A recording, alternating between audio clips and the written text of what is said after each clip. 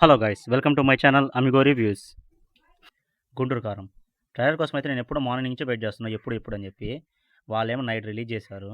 Trailer మీద అయితే మాత్రం నాకు చాలా చాలా ఎక్స్పెక్టేషన్స్, క్యూరియాసిటీ ఉంది చాలా వరకు మూవీ మీద. ట్రైలర్ మీద చాలా బాగుంటుంది అది ఇది అనుకున్నా, కానీ అంత ఎక్స్పెక్టేషన్స్ పెట్టుకోవడం తప్పు కూడా నాదే అనుకుంటున్నాను నేనైతే మాత్రం. ట్రైలర్ అయితే నాకేమంత అనిపించలేదు. ఎందుకు ఇలా అన్నానో ఇన్డెప్త్ రివ్యూలో డీటెయిల్గా మాట్లాడుకుందాం.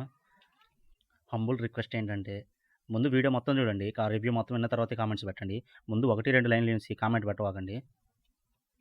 నాకు ట్రైలర్ చూసిన తర్వాత చాలా మూవీని మిక్స్ చేసి తీసిన ఫీలింగ్ కలిగింది నాకు. బొమ్మ ఇంకా అంత పర్ఫెక్ట్ కూడా రెడీ అయినట్టు అనిపించట్లేదు నాకు ట్రైలర్ చూసినప్పుడు. నాకైతే మహేష్ అన్న ఎట్లేదన్నా రాజమౌళితోటి నెక్స్ట్ 3 ఇయర్స్ దాకా జర్నీ చేయాలి కదా, అప్పుడు లేబుల్ ఫ్యాన్స్ కోసం ఫీస్ట్ కోసం తీసినట్టు ఫీలింగ్ కలిగింది నాకైతే ఆల్మోస్ట్ ట్రైలర్ కట్ చూసినప్పుడు. ప్రీవియస్గా వచ్చిన త్రివిక్రమ్ మూవీస్లో అన్నిట్లలో కొన్ని సీన్లు లేపేసి కొన్ని సిచ్యువేషన్స్ లేపేసి తీసిన ఫీలింగ్ కలిగింది చాలా సీన్స్లో. నాకైతే ట్రైలర్ ఎక్కువ చూసినప్పుడు మాత్రం అజ్ఞాతవాసిలాగా అనిపించింది. ఆ లాస్ట్ 2 హీరోయిన్స్ గానీ, ఆ క్యాస్ట్ గానీ, అజ్ఞాతవాసిలో ఉన్న క్యాస్ట్ ఆల్మోస్ట్ దీంట్లో కూడా ఉంది. మళ్ళీ 2 హీరోయిన్స్ మధ్య సీన్స్ లిటిల్ బిట్ అలాగే అనిపించింది. లైట్‌గా కొడుతుంది. అజ్ఞాతవాసి అని తీయడం లేదుగా, కొంచెం భయంగా ఉంది. అప్పుడు ఇచ్చిన స్ట్రోక్‌కే తట్టుకోలేకపోతే మళ్ళీ ఇంకో స్ట్రోక్ అయితే చాలా కష్టం.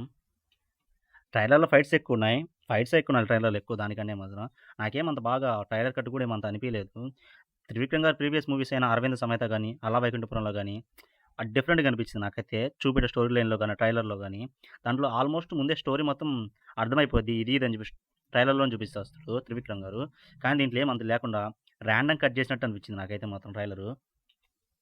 ట్రైలర్‌లో ఎక్కువ శాతం మహేష్ బాబు గారి వింటేజ్ లుక్ గానీ, ఆ డైలాగ్ డెలివరీని ఎక్కువ చూపిచ్చాడు.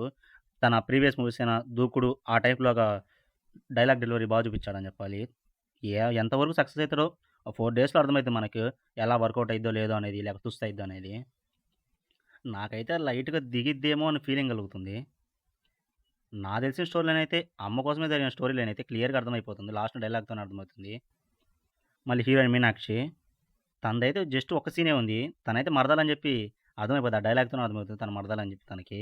మళ్ళీ శ్రీలీల తన ప్రీవియస్ మూవీస్ అన్నిట్లలో డాన్స్ కోసం గానీ, దానికోసమే తీసుకుంటారు కానీ, క్రేజ్ కోసమే తీసుకున్నారు కానీ, పెద్ద ఇంపార్టెంట్ రూల్స్ ఏం లేవు.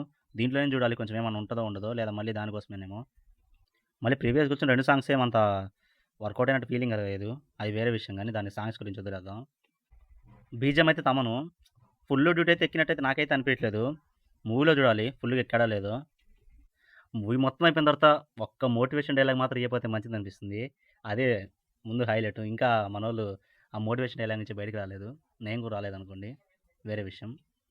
అందరి రిక్వెస్ట్ ఏందంటే, కావాలని నెగెటివ్ రివ్యూ ఇస్తున్నా అని చెప్పి ఎవరు అనుకోకండి. నేను మహేష్ అన్న ఫ్యాన్ కాకపోయినా సరే, ఖచ్చితంగా రిలీజ్ రోజు ఫస్ట్ షో టికెట్ ఖచ్చితంగా నాకు బుక్ చేసి పెట్టా. ఇబ్బందేం లేదు దాని విషయంలో మాత్రం.